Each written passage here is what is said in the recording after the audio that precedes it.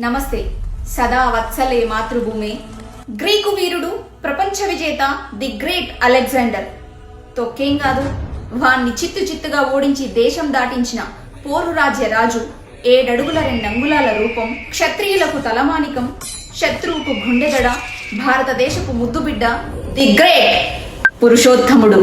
Alexander Aristotle శిష్యుడు. ఒకనాడు గురువుగారు, నేను భారతదేశాన్ని జయిస్తే విశ్వ విజేతనవుతాను అంటాడు. అప్పుడు అరిస్టాటిల్, భారతదేశాన్ని జయించడం అంత సులువైన పని కాదు.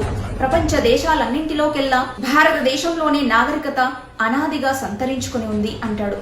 అప్పుడు అలెగ్జాండర్ విర్రవీగుతూ, నాకు సాటి ఎవరూ లేరు, నేను భారతదేశాన్ని జయించి తిరిగి వస్తాను అంటాడు. అప్పుడు అరిస్టాటిల్, వెళ్తే వెళ్ళావు గాని ఆ దేశపు మట్టిని, హిమాలయాల్లో తపస్సు చేసుకునే ఒక ఋషిని తీసుకునిరా, నేను వారి దగ్గర శిష్యరికం చేస్తాను అంటాడు. అంత తెలివైన అరిస్టాటిల్ ఒక సామాన్య మానవుడి దగ్గర శిష్యరికం చేస్తానని ఎందుకన్నాడో అలెగ్జాండర్ కి అర్థం కాలేదు.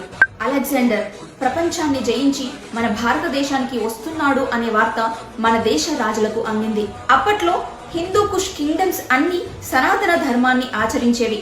ఆ కాలంలో 90% రాజ్యాలు ప్రజాస్వామ్య పాలనతో నడిచేవి, మిగతా 10% రాజతంత్ర పాలనతో నడిచేవి. ఆ కాలంలో ప్రజాస్వామ్య పాలన ఉండేదంటే జస్ట్ ఇమాజిన్ మనం ఎంత అడ్వాన్స్డ్ గా ఉన్నాము. అలెగ్జాండర్ భారతదేశాన్ని చేరుకున్నాడు.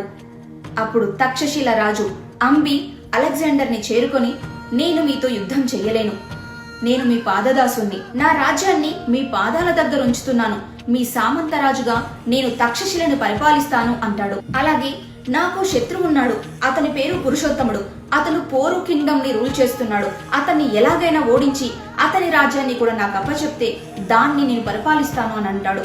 దానికి అలెగ్జాండర్ ఓకే చెప్తాడు. అలెగ్జాండర్ అంబిని పిలిచి, మీ దేశాన్ని సులభంగా ఓడించాలంటే మార్గమేమిటి అని అడిగాడు. బ్రిటిష్ వాడి కాలి బూట్లు నాకే అంబి, హిందూకుష్ ప్రాంతంలోని అన్ని కింగ్డమ్స్ కి మీరొక హెచ్చరిక లేఖను పంపండి అని సలహా ఇస్తాడు. ఆ సలహా మేరకు అలెగ్జాండర్ మన కింగ్డమ్స్ లోని అందరు రాజులకు ఒక లేఖను పంపించాడు. ఆ లేఖలో, నేను అలెగ్జాండర్ని, ప్రపంచ దేశాలన్నీ జయించి ఇప్పుడు నేను మీ దేశానికి వచ్చాను, నాకిప్పుడు మీతో యుద్ధం చేసి మీ సంపదను కొల్లగొట్టి మీ సైనికుల్ని చంపాలన్న ఆసక్తి ఏమీ లేదు, కనుక శరణు కోరుతూ ఒక లేఖను రాసి నాకు పంపించినచో నేను మిమ్మల్ని వదిలేస్తాను అని ఆ లేఖ యొక్క సారాంశం. లేఖను పంపించి ఎన్నాళ్ళైనా ఒక్క కింగ్డమ్ నుంచి కూడా ప్రత్యుత్తరంగా ఒక్క లేఖ కూడా రాలేదు. ఏంటిది అని ఆలోచిస్తుండగా ఈలోపే సైనికుడు గట్టిగా కేక వేస్తాడు, ప్రభు, ఒక ఉత్తరం వచ్చింది అని. ఏ ఉత్తరం అని అడగగా, ఇది పోరు రాజ్యం నుంచి పురుషోత్తముడు రాశాడు, కానీ ప్రభు, ఇది శరణు కోరి రాసిన లేఖ కాదు, యుద్ధాన్ని కోరుతూ రాసిన లేఖ అంటాడు.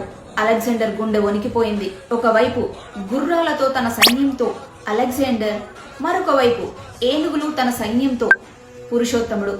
యుద్ధం మొదలైంది. పురుషోత్తముని బల్లాలు అలెగ్జాండర్ సైనికుల గుండెలను చీల్చుతూ వెళ్తున్నాయి. హోరాహోరీగా యుద్ధం సాగుతుంది. ప్రకృతి కూడా పురుషోత్తమునికి సహాయం చేసింది.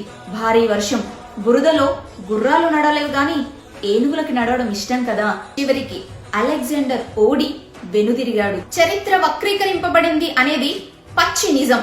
పురుషోత్తముడు ఓడిపోయినట్టు, అలెగ్జాండర్ ప్రపంచ విజేత అయినట్టు వాళ్ళ హిస్టరీలో రాసుకున్నారు. నిజంగా అది నిజమైతే ఒక రాజు ఇంకొక రాజు మీద దండయాత్రకు వెళ్ళినప్పుడు ఓడిన రాజు యొక్క సంపద, సైన్యం, రాజ్యం గెలిచిన వాళ్ళ పరమవ్వాలి. లేదంటే ఎలాగో మాట ఇచ్చాడు కాబట్టి ఆ అంబికైనా రాసిచ్చి ఉండాలి. కానీ దీంట్లో ఏదీ జరగలేదు. ఈ చిన్న లాజిక్ మర్చిపోయి అంబి లాంటి చరిత్రహీనులు, దేశద్రోహులు ఇంకా వాడు రాసుకున్న చరిత్రని పట్టుకుని వేలాడుతూ ఉన్నారు.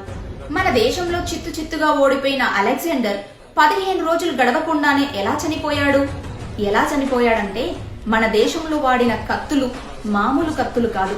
వాటికి విషపూరితమైన ఆకు యొక్క రసాన్ని పూసి దాన్ని శత్రువులని చంపడానికి వాడేవాళ్ళు. అలా అయిన గాయాలు మెల్లిమెల్లిగా ఆ వ్యక్తి యొక్క శరీరాన్ని క్షీణింపచేసి మెల్లిగా చావు దాకా తీసుకెళ్లేది. అదే అలెగ్జాండర్ విషయంలో కూడా జరిగింది. అసలు మన దేశంలో ఓడిపోయిన అలెగ్జాండర్ ప్రపంచ విజేత ఎలా అయ్యాడు? ఏదైనా షాప్ లోకి వెళ్ళి అలెగ్జాండర్ గురించిన బుక్స్ అడగండి, కుప్పలుగా దొరుకుతాయి. అదే పురుషోత్తముని గురించి ఒక్క బుక్ అడిగి చూడండి, ఒక్కటి కూడా దొరకదు. చరిత్ర దాయబడింది. జై హింద్.